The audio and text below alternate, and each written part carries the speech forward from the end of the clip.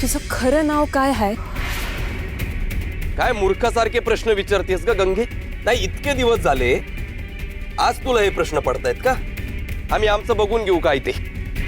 तुझी कामं कर.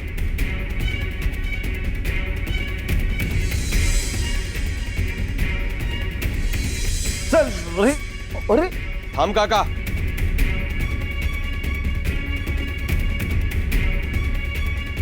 शंभू बाळा, तू कुठेही जायचं नाही. तू इथेच राहणार.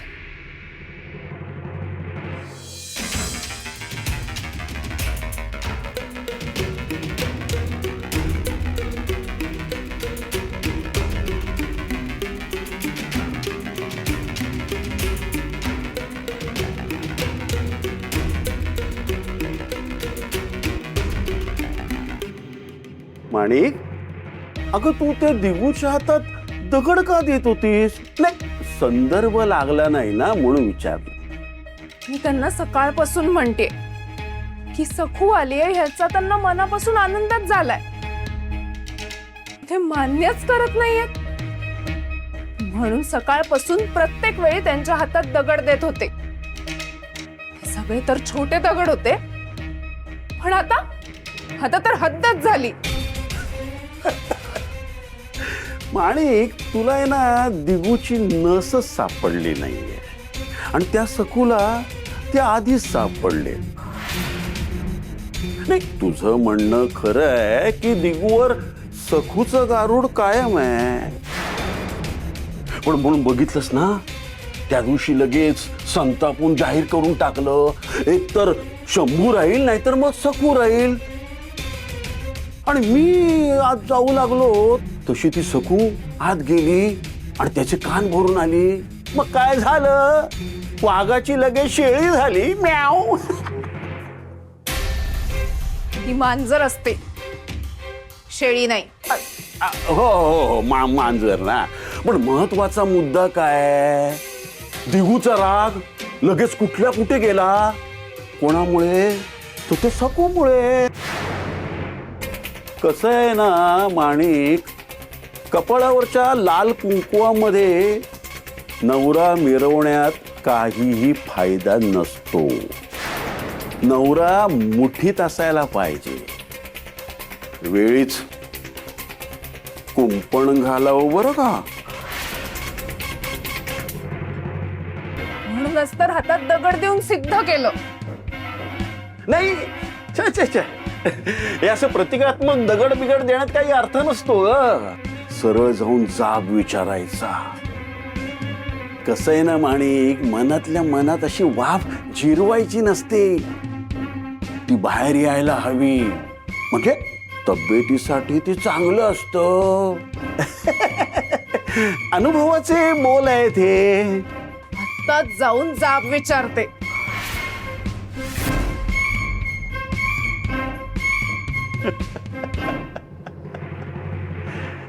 दिगूशेठ, 3 पायांची शर्यत आहे ही. जपून धावा, 2 बायका आणि फजेती ऐका. काय?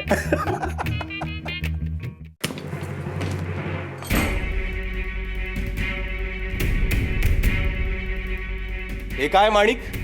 मी जाब विचारायला आलीये. वा, बाहेर सगळ्यांच्या समोर हातात दगड देताना काहीच वाटलं नाही का तुला? आणि जाब कुठल्या हक्काने विचारणार तू? इतकी वर्ष मी तुमची वाट बघण्यात घालवली, या हक्काने विचारूच शकते. इतकी वर्ष मी तुमच्या मागे, तरी सतत तुम्ही माझ्याशी तुटक वागता, मला झिडकारता. कारण अजूनही त्या सखूने तुमच्यावर भुरळ घातलीये. खुळ्यासारखी काही पण बोलू नकोस माणिक. मी काही इतका उथळ नाहीये. जिच्याबद्दल माझ्या मनात चीड, घृणा, संताप आहे, ती मला कशाला भुरळ घालेल? हो ना, मग शंभूला जायला सांगितलं होतं तेव्हा सखू येऊन नको ते तर्क लावू नकोस. निघ इथून, जा. निघ. जातेच, घरीच निघून जाते आता. काय ग? काय झालं माणिक? आणि घरी जायच्या गोष्टी कशाला? ये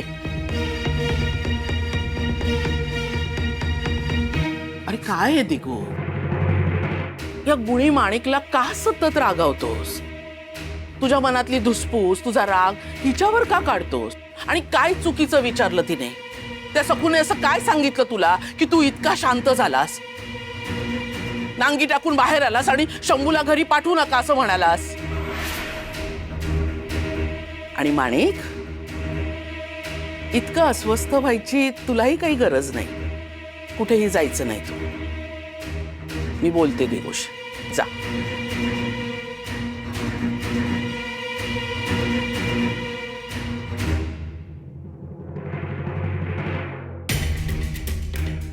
मला तुझा खूप अभिमान वाटायचा रे दिगू. सखूच्या मायावी कोशातून ज्या ताकदीनं तू स्वतःला बाहेर काढलंस ते बघून खूप समाधान वाटत होतं. पण आता ना मनातनं भीती वाटायला लागली की परत तू त्या सखूच्या कह्यात तर जाणार नाहीस ना? नाही, तुझी तगमग मी समजू शकत नाही असं नाही. तुझं मन तिच्याकडे ओढलं जाईल ही तुलाच भीती वाटतेय. पण दिगू, बाबाजी महाराजांचे भक्त असे कमकुवत नसतात, ते खंबीर असतात. काल मला काय सांगत होतास रे? प्रत्येक क्षणी त्या सखूला पश्चाताप होईल असं वागेल, हो ना? मग तसंच वागायला हवंस ना?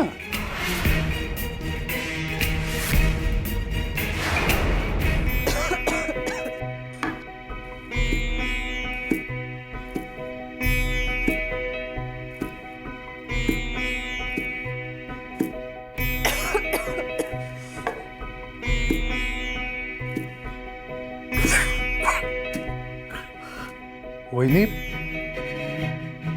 छान काम निवडलंय तो.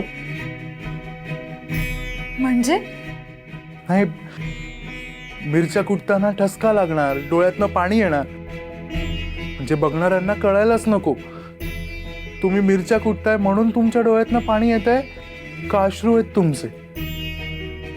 अहो, तुमची तळमळ, श्रद्धा, प्रेम, माया, सहनशक्ती सगळं सगळं अलौकिक आहेच. पण प्रश्न असा आहे ना, तुम्ही ज्याच्यासाठी एवढं तळमळताय त्या दादाला याचं मोल तरी आहे का हो? आहे ना, का नाहीये? नाही वहिनी, वहिनी असं तुम्हाला वाटतंय, पण दादा आता पूर्णपणे बदललाय. हो, तो तो तो रमाईपेक्षा बाबाजी महाराजांचा निस्सीम भक्त झालाय. अत्यंत कठोर वृक्ष झालाय हो. वहिनी, तुम्ही पंढरपूरला का नाही जात? हो नाही, तिकडे तुमच्या उमाई आहेत, आप्पा आहेत, माझे दादा काका सुद्धा आहेत. तिकडे तुम्हाला निदान सन्मानाने तरी जगता येईल. नाहीतर इथे सतत अपमान, कुचंबणा होत राहील. तुम्ही का सहन करताय एवढं सगळं? आणि दादाकडून आहे ना, अपेक्षा करणं सुद्धा निरर्थक आहे. मी हात जोडतो, मला तुमची ओढाताळ नाही बघवते. भाऊजी, मी पतिव्रता आहे हो. माझा नवरा, माझं सासर हेच माझं सर्वस्व आहे. माझी ओळख, माझं अस्तित्व हे घर आहे. आणि तुम्ही मला भावासारखे आहात म्हणून तुमच्या भावना मी समजूच शकते. पण माझ्या आहोंनाही मी चांगलं चोळत. त्यांनी हा जो त्यांच्या चेहऱ्यावर मुखवटा चढवला ना, तो अगदी खोटा आहे. मुळातच माझे आहो खूप प्रेमळ, विचारी आणि हळव्या मनाचे. त्यांच्या मनात माझ्याबद्दल माया आणि आपुलकी असणार याची मला खात्री. भाऊजी, नात्यांची वीण ना खूप घट्ट असते. सागराच्या किनाऱ्यावरच्या पाऊलखुणा लाटांनी पुसल्या जातात, पण नाती ही कोरलेल्या मूर्तीसारखी असतात. जी नाती आत्म्याशी जुळली आहेत, श्वासात मिसळली आहेत, ती खोडून पुसून टाकणं शक्यच नाहीये. पण वहिनी, हा तुमचा समज झाला. मी बोलून दाखवणार नाही, पण आहोंची हीच भावना निश्चितच भाऊजी, माणसाचा ना मूळ स्वभाव जात नाही. जसा फुलातला सुगंध किंवा गुळातला गोडवा जातो का? भाऊजी, दिव्याच्या भोवती काजळी धरते, पण ती स्वच्छ केल्यावर पूर्ववत प्रकाश पसरतोच ना. मला आहोंच्या मनावरची काजळी दूर करायची आणि त्याची सुरुवात आज झाली आहे. भाऊजी, मला सांगा, जर आहोंच्या मनात माझ्याबद्दल राग आणि द्वेष असता तर ते सखू हौसेला आले नसते का? पण आहो जात नाही. का जात नाही? मी सखू आहे हे जेव्हा आहोंना ठाऊक नव्हतं तेव्हा ते किती चिडून बोलायचे.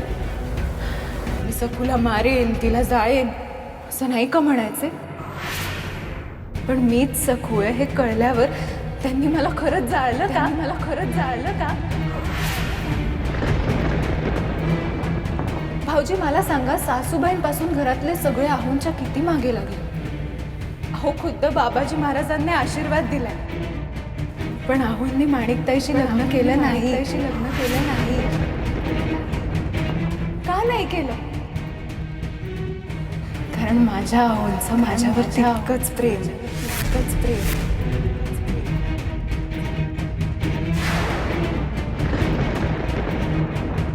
ते फक्त रागवले तो माझ्यावर. ते स्वतःलाच फसवते. आणि म्हणून रागा करते. वहिनी, तुम्ही धन्य आहात हो. देव करो तुमचा शब्द खरा हो. माझं म्हणणं अगदी चुकीचं ठरू दे.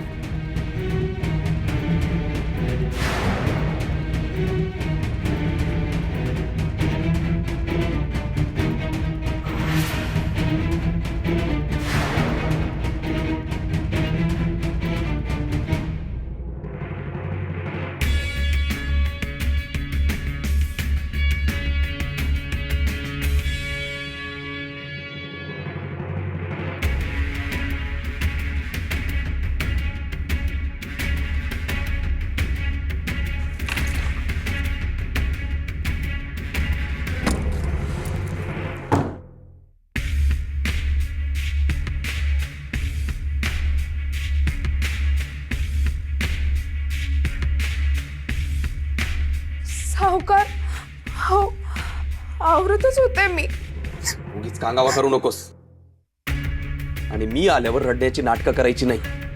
मला ती समजतात. तेव्हा बाद झाला. चल माझ्या बरोबर. कुठे? चल म्हणतोय ना मी. उगीच प्रश्न विचारत बसू नकोस. चल. हो सावकार, ऐका ना, मला घरातून बाहेर नका काढू. मला नाही जायचंय कुठे. चल का.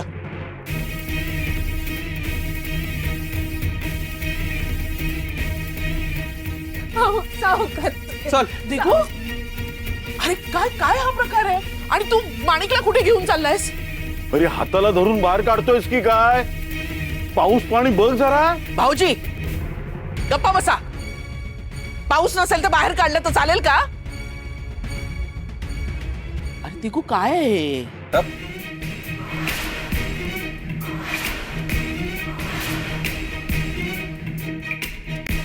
अमाई, मी महाराजांना मनातून सगळं काय सांगितलंय.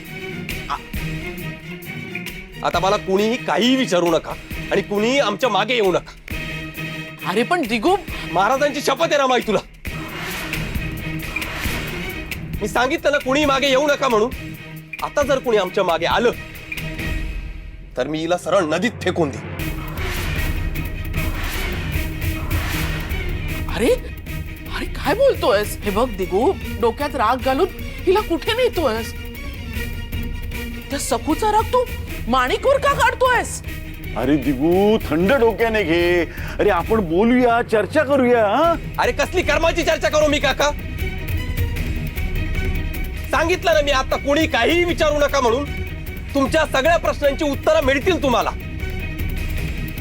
चल ग, सावकार चल. सासूबाई दिगू दिगू अरे दिगू भाऊजी थांबा. नको तिथे उत्साह दाखवू नका. अहो त्या दिगूच्या वागण्याला काही पोच आहे का? त्या माणिकला नदीत ढकलून देईन म्हणतोय.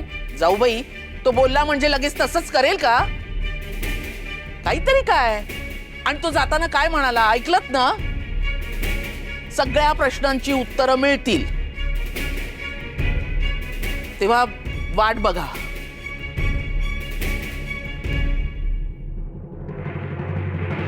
का बाहेर काढताय मला? सावकार मला नदीत नाही टाकणार ना तुम्ही परत? मला पोहता पण येत नाही हो सावकार.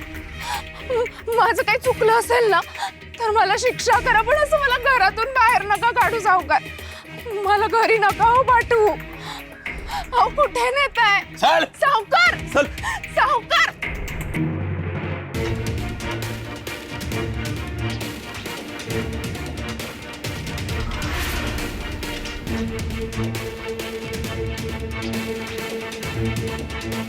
काय केलंस ग तू? बोल. तूच दिगूचे कान भरलेस ना, म्हणून गुराला ओढत न्यावं तसं माझ्या नाजूक माणिकला खेचत नेलं त्यानं. अगं दिवटे, तूच दिगूला तिला घरी सोडायला सांगितलंस ना? नाही हो, मी कशाला सांगेन?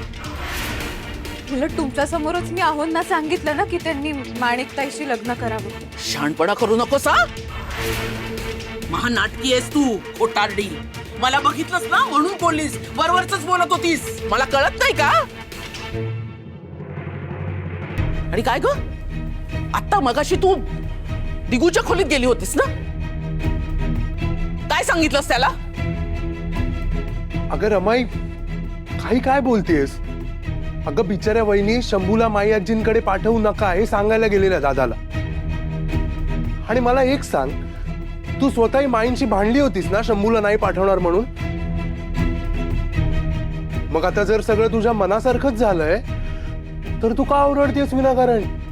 वच्चे हा विन्या पुन्हा भिडला महामायला.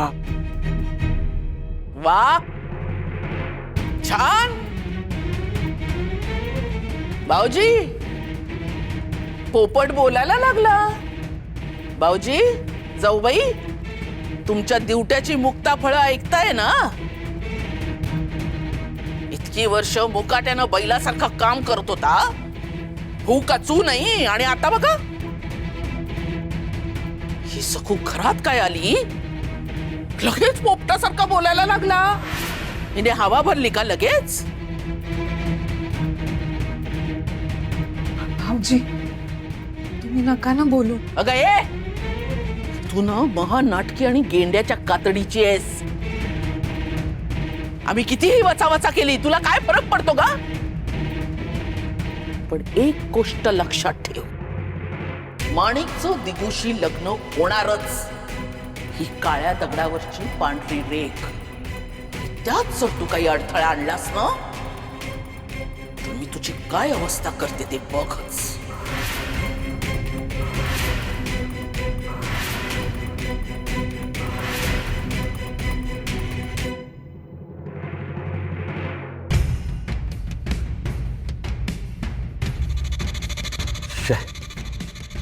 आजचा दिवसच वाईट आहे. सकाळी तू घोळ घातलास, त्या गंगी समोर सकू सकू करत होतीस, आणि आता हे तू त्या माणिकलाच घेऊन गेलाय. सगळं जमवून आलं होतं. तो खुळा सुभेदार त्याची दौलत उडवायला तयार झालाय. सोनं चांदी अगदी सगळं भरभरून मिळालं असतं. पण हा दिगू मूर्ख आहे. आता त्या माणिकला कुठे घेऊन गेलाय देव जाणे. आणि खरंच त्याने तिला नदीत फेकली तर, किंवा तिला तो सुभेदारांच्या वाड्यावर सोडून आला तर आपली सगळी स्वप्न मातीत. झोपा. हा काय नवा घोर लावलाय दिगूने? नक्की दिगूच्या मनात आहे तरी काय? माणिकला तो कुठे घेऊन गेला असेल? सुभेदारांना काय सांगायचं? रमाई माणिक गेली ना? तुला कशाला हव्यात चौकशा? तू झोप बघू, डोळे बंद कर.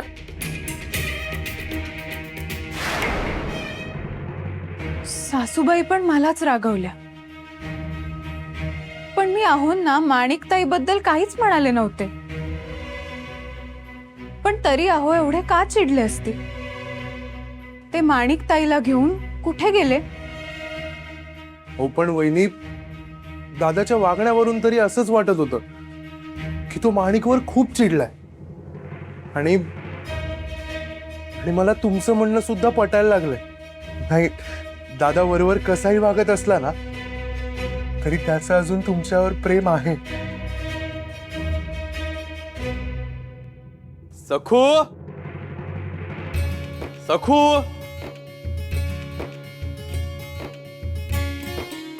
बघा वहिनी, दादा तुम्हालाच हाक मारतोय. बघा, मी म्हंटल होतं ना, अहो नक्कीच माणिकताईला तिच्या घरी सोडून आले असतील. सखू, पालत्या घड्यावर पाणी म्हणजे हा माणिकला घरी सोडून आला वाटतं. पण हा सखूच्या नावानं कशाला हाका मारतोय? सखू, झालं सगळं मुसळकेरात. अगं बाई, हा दिगू खरंच त्या माणिकला नदीत फेकून तर नाही ना आला? सखू सखू हाका का मारतोय हा? चला बघूया. चल चल चल. मला बघायलाच हवं. भाऊजी, ज्या क्षणाची मी वाट बघत होते तो क्षण आलाय. आहोंचा मूळ स्वभाव अखेर जागा झालाय. हो, मला बघायलाच हवं.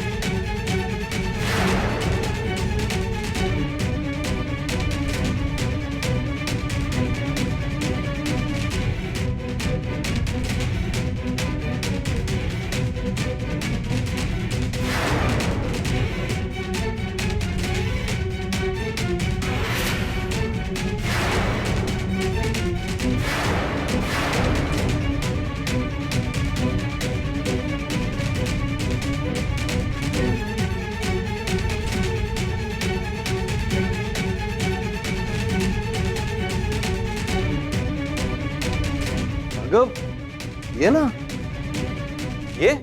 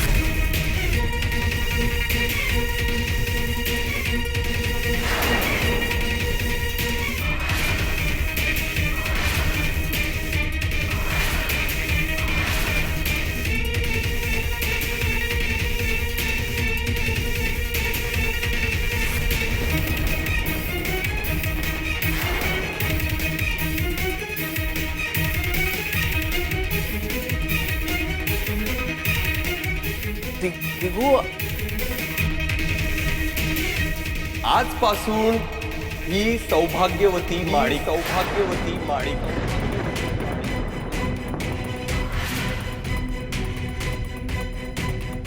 भरतार, दिगंबर, दिगंबर.